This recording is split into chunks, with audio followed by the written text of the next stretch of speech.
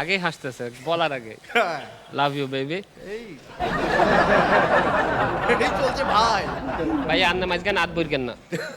জিয়ান তো আইসেন হেমে যান, আন্নার বাড়ি খুবই দিয়াঙ্গ ঘর, বুঝছেন নি? ও আচ্ছা। যাক, আজকে আমি একটা কম্পারিজন বলি, হ্যাঁ, ছেলে আর মেয়েদেরকে নিয়ে। ধরেন সব প্যারেন্টসরা বলে না যে ছেলে মেয়ের মধ্যে কোনো ডিফারেন্ট নাই, অল আর সেম, রাইট? তাই না? তাই না? না, তাই না। যেই ঘরে একটা বেবি গার্ল জন্মাবে সেই প্যারেন্টস এত বেশি এক্সাইটেড থাকে, বস্তার পর বস্তা কাপড় কিনে, তারপরে খেলনা, তারপর হচ্ছে কি বলে ইম্পোর্টেড ওই যে কসমেটিক্স, সব কিছু নিয়ে এক্সাইটেড থাকে। আর যে ঘরে পোলা জন্মায় কি কিনে তার জন্য? একটা লেংটি। মেজরিটি সময় ওইটা পড়ায় থাকে না, ও নেংটাই থাকে সারাদিন।